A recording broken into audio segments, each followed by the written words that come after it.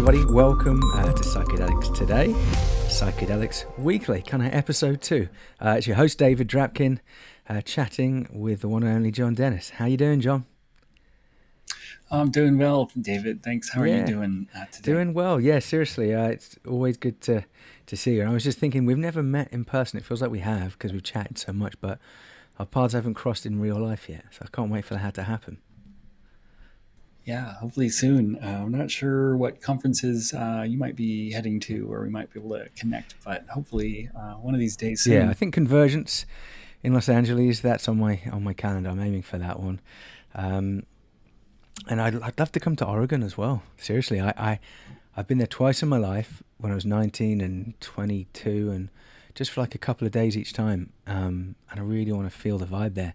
I know we're going to do a lot of talking about Oregon, but what's the vibe there at the moment? Like, what are you tuning into? Oh my gosh, it's been a lot of excitement here in Oregon.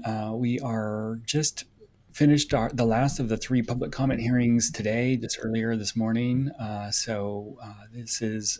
nearing the very end of the public comment period before Oregon adopts final rules for the world's first regulated psychedelic services program. Yeah. So a lot of enthusiasm and a lot of kind of electricity in the air. Nice. Renewable as well. Yeah. Well, that remains to be seen. Who is producing the power? Who owns it? All right, before we jump into Oregon, I know you're Mr. Oregon, so we'll save that for a little bit. I wanted to just quickly say, you and me are both navigating psychedelics students. So we're both alumni from that program. So it's been really cool the last few weeks, just checking in with some of the folks now who are teachers and therapists and researchers that have been part of that course, and myself did it a couple of years ago, and just love what it did for me personally. Just learning so much about people and like diversity, getting out of my own little bubble and getting out of the research of it and getting into just meeting real people. What were some of your takes from being in navigating psychedelics, John? Yeah, thanks, David. I took Navigating Psychedelics, I think in 2020, while the Measure 109 campaign was still a campaign, and I was trying to just become, more educated about the more kind of some of the more formal or professional type of considerations for it. And I want to make it clear, I don't have any like financial interest in navigating psychedelics or anything like that, or that, but I took it as a student, and it's really kind of how I got into kind of the work and into the more kind of professional side of it. I was working, hoping to become more involved in a professional capacity, and that's actually where I just met Joe and Kyle for the first time, and kind of became connected with them, and and then Joe invited me to work with him on a class that we put together later about religious liberties in psychedelics in the U.S. And so that's just kind of how I became involved in the kind of the media game, was just through meeting Joe and Kyle through the class. So I had a really positive experience with it. In addition to not only the network, just like learning a ton, about some of the intricacies of the science behind them and that sort of thing. It was I really had a positive experience. Yeah, me too. And I think just being so open to all the different interests in this space, not just one, all the different domains, the diversity of people, the disagreements, the conflicts, some of the controversy. Speaking of which, that's what we're here to talk about. So Psychedelics Weekly is about, let's just see what's coming up this week. And last week was kind of the first version of Psychedelics Weekly. So one of the big pieces from last week was, what's happening in Colorado with Prop 122. It was really kind of just hot off the presses last week. So Joe and Carl just kind of dived into it. Just as it was kind of literally breaking news. I think it was before even the final results were out. So it did pass everybody. It really did happen. And so now the timer starts. It's like, it's kind of deja vu, John, with what happened with Oregon 2 years ago. It's crazy how like Oregon's coming towards the end of its 2-year cycle and Colorado is just starting it. It feels like, as a person who's been deeply engaged in rulemaking, to try to push it into a more equitable and accessible direction, it feels kind of like it's come full circle, and it's hoping to, pass on kind of some of the lessons that we've learned in Oregon to our friends in Colorado who are just now. Thankfully, they've been organized already even before it became law, and so in Oregon we didn't even get started really doing any kind of advocacy, community-based advocacy. At least I wasn't a part of it, and there wasn't a whole lot of it until relatively late in the process, probably at least a little bit into year two. And so that Colorado is already organizing now, and just really trying to make sure community input gets considered, and it is really exciting to see that there's just more involvement and more community input. Yeah, and I think that was something that we've always said over the last few years with Oregon. It's not going to be perfect. It's not going to make everybody happy. But as the first iteration of it, let's support it and see how it evolves. And it's going to need tweaks and kind of, yeah, improvements and servicing as time goes by. And yeah, the next one, which happens to be Colorado, is going to learn from it, from their mistakes, and try and do the good things the same, and change some of the things that were different, that were complicated and maybe took up too much time or created too many conflicts or didn't have enough public involvement. So with Colorado in particular, we did get quite a few emails and comments on social media to say, hey, this is actually a really nuanced issue. That even though the vote kind of passed, there's still quite a few, disgruntled members in the community and pockets and organizations that say, hey, we're still actually a bit concerned about how this might pan out. And yeah, we've got 2 years to be part of that conversation. But I wanted to tap into your experiences with Oregon and just being involved in Colorado. What are you sensing in Colorado? Are some of the concerns with how this preliminary framework of the Natural Medicine Health Act is proposed at the moment? What are some of those folks saying? Yeah, thanks. There's some ways that I think, in most ways, I think virtually in every way, the Colorado law is a lot stronger of a law than what we have in Oregon.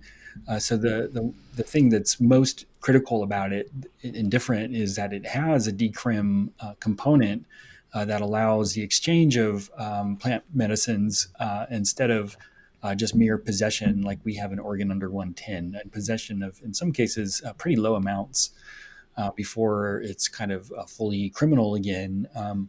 So Colorado allows a grow, gather, gift model that will just empower people to work with plants in ways that don't necessarily have to participate in highly commercialized systems like we have in Oregon. So the hope is that going forward, other reform efforts in other states after Colorado will kind of add to that decrim regulated combo if they include the regulated piece at all. But that's part of the real concern, I think, from community input that I heard, at least from here in Oregon, really largely centered around the process through which the initial bill drafting team didn't really do as much as they really should have, or really had probably arguably a moral responsibility to really engage communities, particularly marginalized communities, for input to see how this might affect them. So I think that's where a lot of the frustration kind of came from. And one particularly disturbing fact I heard about the overall law there was that it pulled, out of all demographic groups, it pulled lowest amongst BIPOC voters. So it really didn't do enough to include those communities in kind of into the drafting process. So hopefully wherever states come online next, that there's kind of an iterative process there too, where they can learn how to just really prioritize that in the earlier days of the process. Yeah, it's a really interesting point, isn't it? That before the actual vote happens, there's an entire process that informs that that question that gets asked, and who the folks are framing that, and what their framework is that is proposed. and it definitely makes sense to have as much of a inclusive network of stakeholders involved in that before it gets to the ballot box, because once it's been approved, then the timer starts, and in a sense some of those foundations have already been laid, so rather than kind of having to take it apart again. And yeah, that's what I think we've learned in Oregon as well. There's just so many things that no one had thought through or knew would come up. So many, really complicated intersectionalities, because it's never been done before in the world. And now Colorado's number 2. So yeah, I hear what you're saying. Even though they have done more than Oregon, there's still some valid concerns. And I was reading about the Native Coalition Against the Natural Medicine Health Act, and some of their concerns that they've put down on paper that they really want to ensure gets some attention. Particularly the concern around just who is going to be owning this process over the next 2 years, and is it going to be commercialized? Is it going to be extractive? Who are really the stewards, and who's going to be consulted? And who, are marginalized communities going to be part of whatever framework evolves? And so those are really good questions, just to kind of track those questions over the next 2 years. And that voice is really important for sure. I think we all want to make sure that the answer is going to be yes, but unless those folks are actually saying, hey, here's our concern, prove us otherwise, and to be part of that conversation. So to me, I appreciate that. I'm not part of the intricacies of it in Colorado. I'm not an expert on it, but it makes sense to me why expressing those concerns is really important, just to help move the needle over the next couple of years. Yeah, and I think that now that it's passed, I mean, there was I think Bill Maher just interviewed the governor of Colorado, and he was talking about it, and so that was kind of interesting to see, even though during the period in which it was still a proposition instead of a law, the governor was not, didn't come out in support of it, but in this recent interview, he sounded really positive, and was kind of really emphasizing the fact that it can provide medical type treatment for PTSD war vets, and that's and those types of communities. And I think he was really emphasizing the more medical aspects of it. But of course, that's only part of the story. It is also, unlike Oregon's, it has a decrim piece that will create more flexibility for ceremonial type use, but of course there are ceremonial use options that will I'm sure be raised in Colorado rulemaking over the next 1 year, that they have to wrestle through their questions. So unlike Oregon's law that has a 2-year rulemaking period, Colorado's only has a 1-year rulemaking period. So I think because of that shortened timeline, there's just an expectation that they're going to defer more to the work that we in Oregon have done. And so, again, we're just hoping that these Oregon rules turn out really good for a nice, equitable, fair, balanced model that Colorado can, not necessarily have to undo some of the rougher parts of that as it rolls out finally. Oh, I wasn't aware there was just a 1-year period there. Oh, big gosh, that's a lot of pressure. Bloody hell. Yeah. So that does raise the stakes, doesn't it? Because there's not much time, and it's easy to make mistakes or to miss something that's really important. And it becomes really easy to defer to what the other people did before you especially when you're struggling with these relatively novel issues. There's some comfort in thinking, I'm going to avoid responsibility for these decisions and just defer to what came before me. So again, that's just part of the part of Oregon's process that's just still very much active. And of course, right now, people are this is going to be released on Friday, November 18th of 2022. And Oregon's process is still open until Monday, the 21st of November. And you can email still public comment through that window. And we'll put the email in the chat so people can find it and send a message to the OHA if they feel like there's something that Oregon should consider in its final set of rules. But anyway, we can get into that maybe here soon. Yeah, definitely. We're going to dive deep into Oregon. I thought as a segue, I wanted to just bring attention to the opt-out piece that's happening in Oregon. Towns and counties opting out of the measure, but also to say that from what I understand in Colorado, towns and counties won't have the ability to opt out, to ban psilocybin treatment centers within their locality, but there will be some kind of limiting, where they can be positioned. So where I'm in New Jersey, for example, towns and counties can opt out, but they can also just limit the zoning of where they are. So for me in my county, in the towns around me, it's like just in industrial zones. So in effect, that's kind of like a de facto ban, because there's like one building that meets that zoning requirement in that town, and the landlord's like, I want $3 million, for that, and who the bloody hell's got that? And no one yet, so they're going to have to probably wait for some of the California companies to come in a couple of years and take that license. So it's de facto kind of blocking it. But have you been tracking that piece as well within the Colorado model around opt-outs and how it compares to Oregon? That was one of those issues that generated, from my perspective, a fairly surprising amount of controversy from the equity community. I think the equity community, was concerned that this would be, at least, and I don't know how representative this is. I don't mean to presume that there's uniformity really within any so-called camp of an issue, but there was concern raised that I heard that by giving communities, by not allowing them to opt out, that it was sort of like a more repressive, like forcing this on local communities. And it was people, I think, largely in the psychedelic community who kind of were really trying to protect local autonomy of not putting this in their backyard, kind of thing, unless it reflected like the will of the local people. So that was an issue that really popped up a lot. And what we saw in Oregon's opt-out was kind of a pretty interesting tapestry across the state. I recently heard Dave Kopelak, my friend and colleague from the Emerge Law Group, mention that when he was calling, I think, the town of Wheeler, that psilocybin passed there by one vote. Oh my God. It was Thank you to that one they person. didn't opt out. Yeah, by one. So at least they can say within the 2022 election, at least one person's vote actually mattered.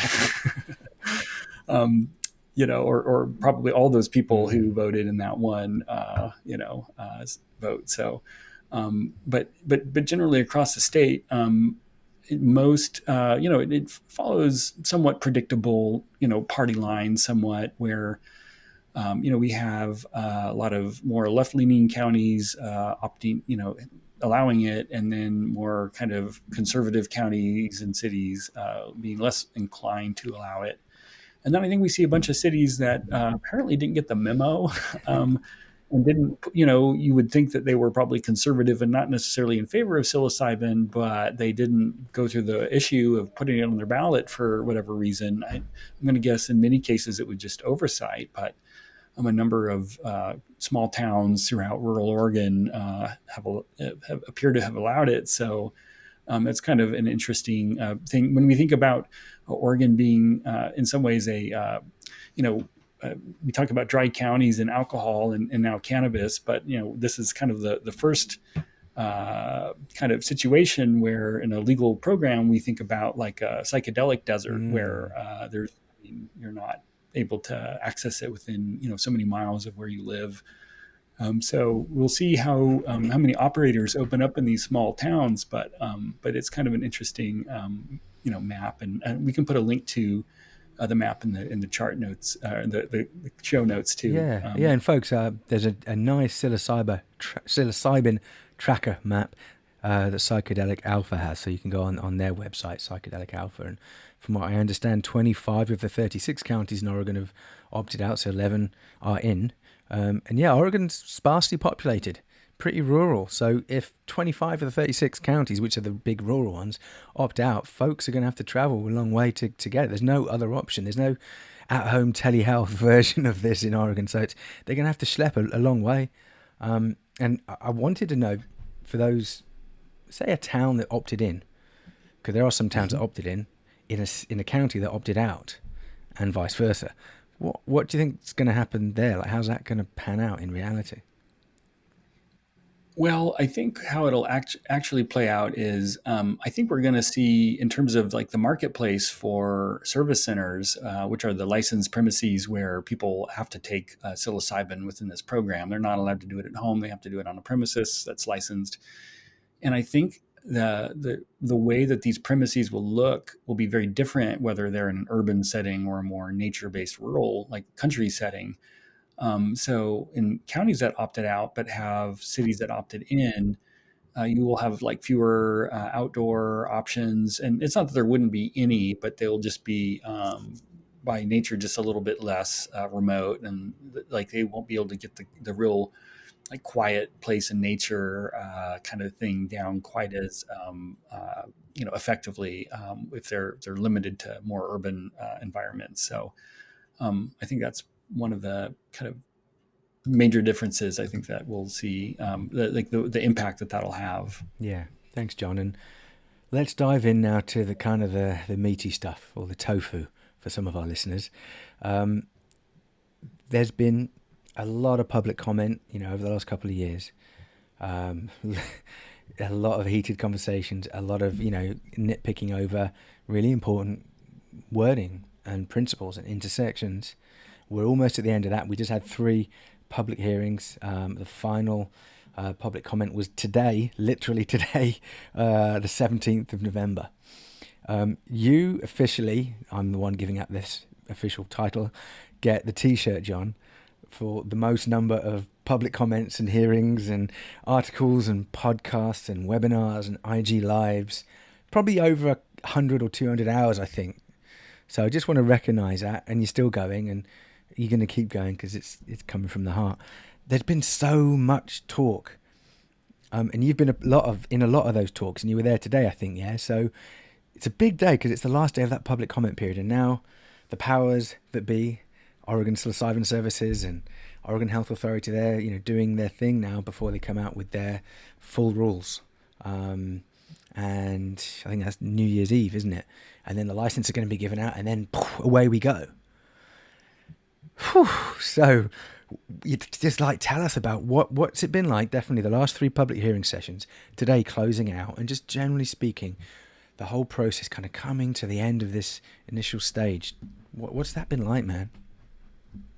Yeah, wow, David, thank you. It's been it's hard not to get a little sentimental about it, because I mean it's been 2 years, and I know there's been kind of a small group of people and the public members outside of official advisory board seats and government positions who have been following this just really really closely since day one. And there's really not very many of us who have been trying to be the eyes on this whole, experiment, I guess, of creating these rules and developing a program like this, pretty much completely from scratch. I mean, with a lot of notable models, and there's medical models, and there's religious models, and there's other like harm reduction models, and there's a lot of things that the state, has drawn from. Maybe not as much on the religious models yet, unfortunately, but it's not like they're having to invent this whole thing from scratch. But still, given the nature of a regulated adult use program, it is somewhat novel of an enterprise, of a thing to take on. So it's been just years of learning, and I think we've all who've gone through this have learned a lot in the process. And it's hard not to get a little sentimental about it, just because I think there's a lot of people who put a lot of heart and a lot of love into just really trying to make sure that we get this right, that we keep this program affordable, accessible, and safe for people, so that we can really help kind of steward in this this time where we allow psychedelics to come into our lives, legally, in ways that really support people and empower people. And so, yeah, I think it's been wild, and I'm really just now hoping, I think like all of us, that as this part of it winds down, that the state just really hears the concerns raised, which I've been quite a few. So the main things that have popped up over the last 3 days in these hearings have largely been there's quite a bit around microdosing. There's quite a bit around religious and community practice, and protecting the rights of Indigenous folks and Indigenous people who have had historic relationships with psilocybin. And then, a lot of people complaining, rightfully so, I think, about the licensing fees, which are going to be really cost prohibitive for a lot Yeah. of people. And I think that's been, and then a lot of people about data privacy, in particular, what appears in the draft rules to suggest that maybe all clients are going to be mandated to submit their de-identified data to a central data collection service ran through the state, probably in partnership with Oregon Health and Sciences University or a similar a group. So there's significant like those seem to be like some of the main issues that people are concerned about. Thanks for that. And one thing that's important to mention is just because these comments are being made, just because people are doing petitions, as you've done, I think a couple of times around the religious and spiritual use, doesn't necessarily mean that's going to affect the final rules and the design of this framework.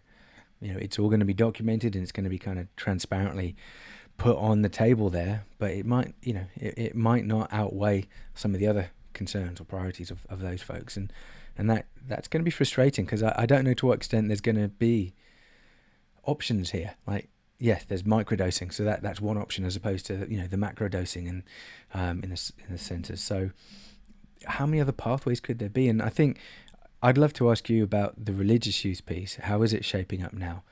And from what would, if you're okay, maybe to predict it, but what have been some of the feelings that you've got around the way that argument's been going over the last 6 months? Because that's been your number one thing around.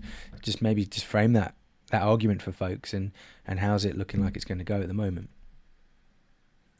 Yeah. So the tenor of my public comment yesterday was really around inquiring into what extent the state of Oregon, the Oregon Health Authority, is willing to allow the Federal Religious Freedom Restoration Act to inform the Measure 109 program.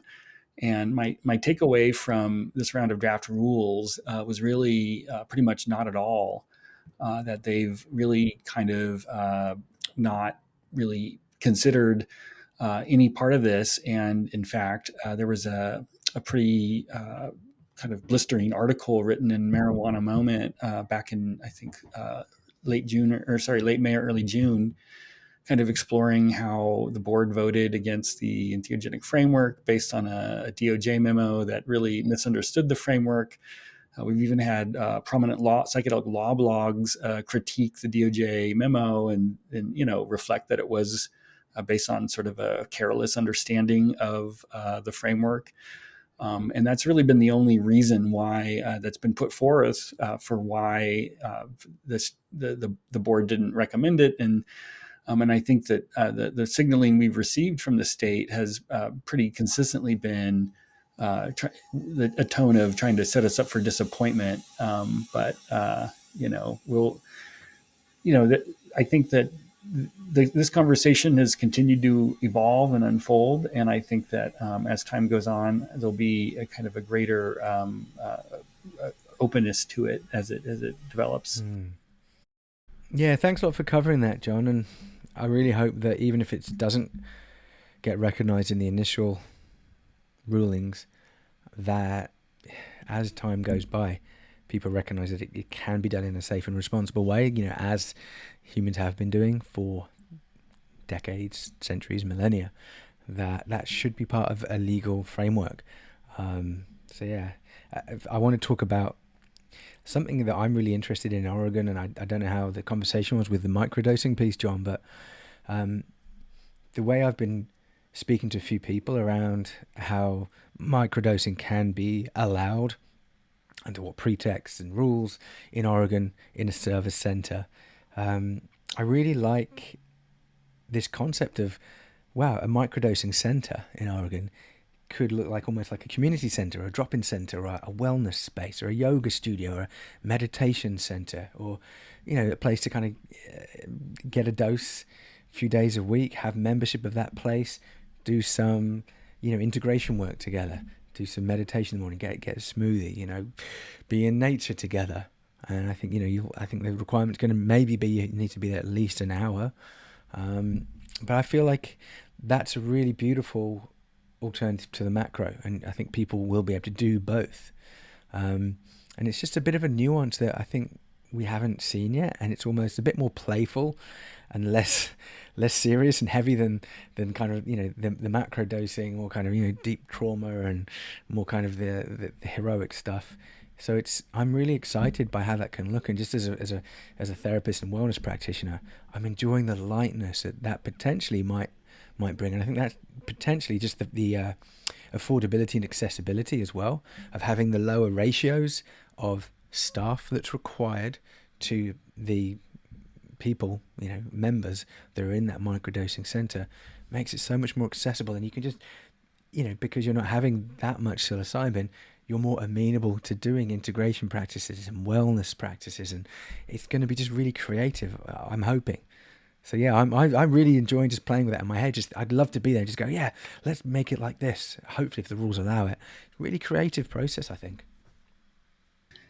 Yeah, there was even a potential that maybe, I mean, one of the things that came up repeatedly was the ask that they even create a lower tier that is like 0.2 grams or 2 milligrams or less of a dose range, where folks wouldn't even have to necessarily stay there for an hour to really help optimize for subperceptual doses. And I think it'll be really interesting to see whether the state takes action and kind of here's that particular piece. But yeah, I think there'll be, I called them microdose cafes, although that got some pushback from people who maybe felt it was a little bit too irreverent of a concept for Measure 109. But yeah, that kind of model where you go and stay for an hour, and probably will see some of the same other clients when you're there pretty repeatedly. And I think community kind of starts to form when you start sharing time and space with the same people. So it'll be just really neat to see all of the different kind of cultural expressions of how those centers really kind of develop. Nice, yeah, I like how you phrase that, different cultural expression, because that's microdosing is really huge right now. A lot of people are doing it. We don't know exactly if it works or how it works, and the placebo effect is mentioned a lot. But what better place to actually nurture the placebo effect than in a community of people in a psilocybin cafe, or community center? Because the placebo effect's real, and we can actually create that in our own mind just through using mindfulness and meditation, and cognitive behavioral therapy is basically the placebo effect. We're doing it, and it is real. It has impact just as much as SSRIs, to be honest. So yeah, let's build a framework where we can just make placebos just so powerful, with the microdose doubling it up. And wow, I love that model. I haven't read I know there's been a couple of new articles about microdosing lately that that it's such a fraught conversation about, is it placebo? Is it not? And I think it sounds like, if I'm understanding where it's at right now, like the James Fadiman camp says basically that if it's a subperceptual dose, it might be placebo, but if it's above subperceptual but subhallucinogenic, if it's in that range, then it does something. And I'm not actually, I think that's right, but it'll be curious to see how Oregon wrestles with that question, and really, it ultimately goes at how flexible it's going to be, and how paternalistic it really wants this program to be, and mandating that people do it a certain way and that it always look a certain way. And before we move on from Oregon, you mentioned that how paternalistic it might be.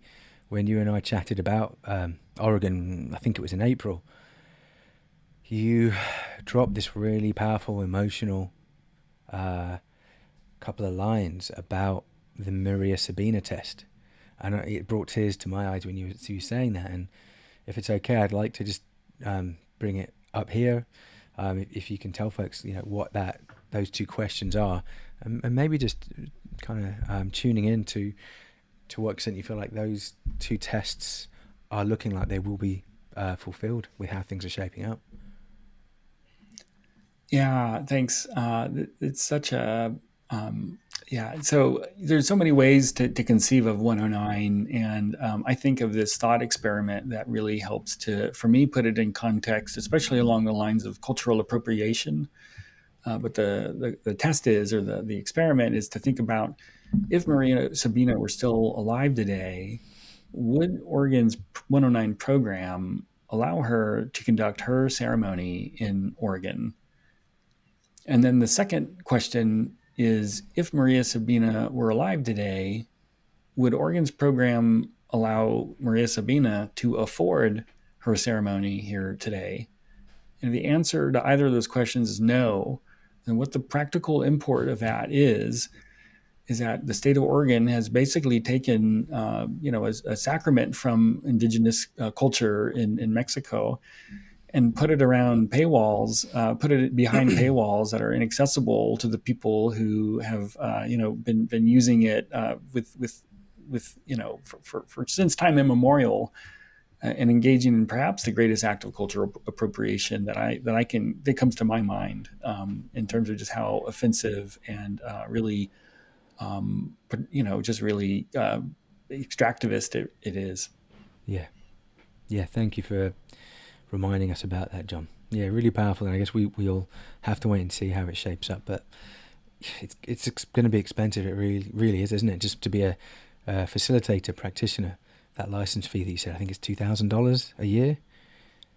Yeah, you got a lot of pushback Yeah. on that. I'm really hoping that the state will adopt a more proportional approach, where it would be similar, because I think right now facilitators, will pay way more than their fair share of the licensure, in light of the fact that it costs, between, I think the range is $6,000 to $15,000 for a facilitator training program, and $2,000 for its licensure. Whereas if it costs $250,000 to open a service center, they really ought to bear a much higher portion of that fee. But that's kind of one of the challenges here, and it would definitely present some pretty significant financial hurdles to allowing Maria Sabina to become licensed as a facilitator. There's another related question that's kind of interesting: is, would Oregon rules allow her to come in as a non-facilitator, and lead a ceremony in a way where she's maybe not, she still has facilitators there, and under the current rules, it appears that they're really trying to not allow anybody else inside the session, besides facilitators, clients, and this other couple of classes of people called licensed representatives and client support persons, and interpreters. But unless you fit one of those categories, which I don't think Maria Sabina would, under these draft rules, they wouldn't allow her to come in and lead ceremonies. So it is one of these real, in the view of many, and in view of comments that we heard over the last 3 days, kind of just an unnecessary intrusion into people's kind of experience. Yeah, that doesn't sound great. All right, thanks, John. So we've talked about Colorado and Oregon. There's a couple of other states I want us to dive into, from some breaking news that has happened over the last week, with the midterm elections, and that's around cannabis.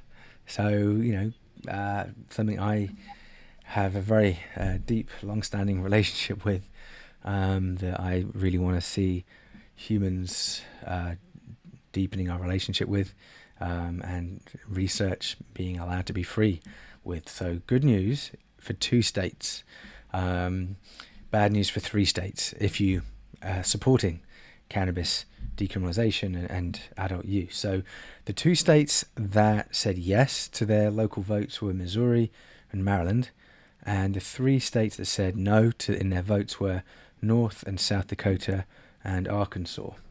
So it's still 2 that move forward. They're going ahead, and I'm sure that in 2 more years there'll be other states that come forward. So we're getting there. We're getting there. The more states we're adding on, and it's got to that stage where it's somewhat comical and farcical, but also, despicable as well, that we're having to do it this way. With the amount of knowledge that we have around the medicinal uses of cannabis, I think in 30 plus states at least have that, medically speaking. And I've worked with so many clients that cannabis have really helped them with ADHD, with anxiety, with PTSD, with chronic pain. It's just a fucking joke, to be honest, that we're having to go through state by state, picking it off. And if we say no, oh, all right, then the 10 million, 20 million people in your state, they're still going to be convicted for smoking a joint for their chronic pain or their anxiety. Whereas those folks in Missouri and Maryland now, or eventually once it gets enacted, aren't going to be. So yeah, I want to celebrate a wee bit, but it's just ludicrous that we're having to jump through these hoops state by state. And yeah, Joe Biden said something before the midterms, and there's a lot of pushback against that, and Steve DeAngelo was outside, I think, the White House or somewhere in DC saying this is bullshit, like, let's actually just do this properly, not just the federal convictions, but looking at the other convictions as well. So I just want to start with that piece. What's your kind of big picture about where cannabis is shaping up around state by state and federal kind of trying to become legal and not prohibited? Well, I mean, I think in terms of how rapidly social change happens, I mean, I think the rapidity with which we've gone from a total prohibitionist system to some states have medical, to more states have medical, to some states have recreational, to now a majority of states having something, really starting not very long ago. I think it's really kind of indicative of times changing. And, I heard it said recently that, cannabis is one of these rare bipartisan issues where a majority of both Republicans and Democrats in the United States support cannabis legalization, and yet it's not allowed. And it's almost like a case study in how completely broken and dysfunctional our political system is, where even when a majority of both sides' constituents are in total unanimous agreement, they're still not able to make it happen for whatever reason. So, apparently if it's not popular enough in Arkansas or North or South Dakota, then maybe it's still somewhat a little bit not wholly nationally agreed to everywhere. But I think,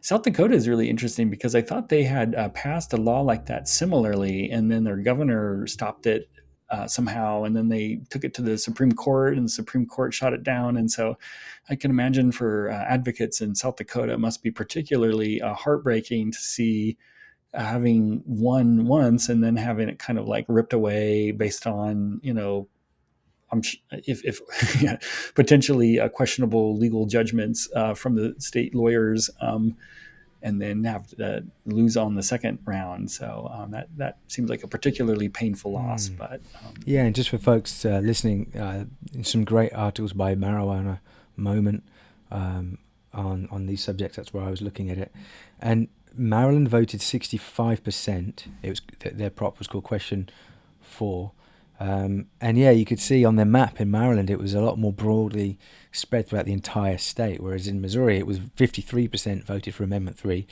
and it was a lot more than what we see in Oregon. You've got your urban areas saying yeah, and then vast swathes of the rural areas more right leaning saying no to that.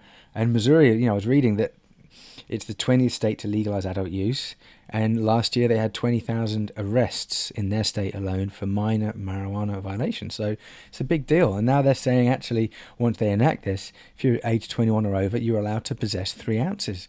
And you were allowed to grow 6 flowering plants, 6 immature plants, and 6 clones. So if you've got a registration card, so 6 plus 6 plus 6, I believe is 18 plants you're allowed to have in your basement or in your backyard greenhouse. So that's really huge. One concern I've got, because I follow a bit more what's happening in New York, and a couple of weeks ago, some of the unlicensed dispensaries in New York City got shut down because they didn't have a license. They were doing these membership models where you pay like $15 to come and purchase just for that one day, or monthly annual fees. And the trucks that were driving around Manhattan, they got shut down as well and impounded because they didn't have a license. So just as they were about to issue the licenses, which is why they shut down on those folks, they were about to issue those licenses in New York State, and then a big MSO, so a multi-state operator, can't remember what state, maybe California. I tend to just always assume it's there. I don't know if you've been following, but they put some legal ruling down challenging that and suing that they're being discriminated against because they are non-local and because they are not kind of social equity, that have been discriminated and harmed by the war on drugs. They're saying that discriminates against them and their multi-million-dollar lawyers. And so that literally froze the licensing process in New York State this week because this MSO has just put this ruling down, and I'm worried it's going to happen in other states too, because there is no legal precedent, and for states to say we really want to correct some of the wrongs of the war on drugs by helping those folks that have been most harmed by it to be involved as owners and in shapers of the framework here. So I don't know, have you been following any of that piece around what happened in New York and how it's shaping up in other states as well? I hadn't heard that specifically about New York, but I know my friend Gary Smith, who does the Psychedelics podcast, another lawyer, he was following the Arizona's cannabis equity piece. Like they had a series of equity licensures, and I think they just did it purely based on zip code. And it was just like, it was such a poorly done thing that it ended up, I mean, and I wasn't involved with it personally. So, I mean, I'm just, but it sounds like a lot of times, because states aren't allowed to make distinctions along lines of protected classes, either to favor or disfavor, it means you have to find a different kind of basis upon which to grant some kind of special, I don't want to say favoritism, but a less, expensive thing. It can't be along a protected class line or something. So they have to find other ways. And I think a lot of times, if they're not done really carefully, then they can easily become things that just, they get surrounded by other organizations that just siphon off all of the profit, so that it really doesn't have anything left to contribute towards the, more charitable mission of the nonprofit. So I know that's been kind of a concern. And I know that there's talk around how, the legal community can really try to find a better model that prohibits that sort of thing. And I know there's been talk about it in other jurisdictions too. But yeah, I think that kind of, the kind of, major white people crying foul, or like reverse racism is always just sort of like a really painful thing for me to hear, or that, that they're playing like the victim card, that it shouldn't surprise me, but I'm still sometimes surprised to hear where some people are at. Yeah, especially when one side has $10 million, of profit coming, and they're out of state, and on the other side of that, you got people that have been serving time for dealing cannabis or just using cannabis, that are embedded in their community. All right, John. Well, this was the week that was. Thanks for joining us on Psychedelics Weekly. Any parting thoughts you want to send out to everyone?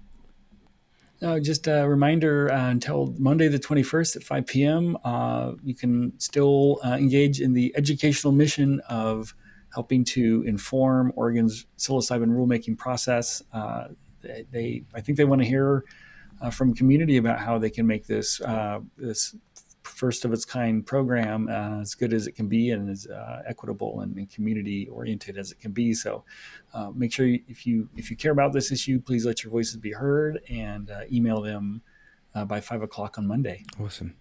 Thank you, John. Thanks for your work in Oregon. Amazing stuff. And next for Colorado. And thanks for listening, everyone. Have a great week. And we'll see you next week. God bless. Thanks, everyone.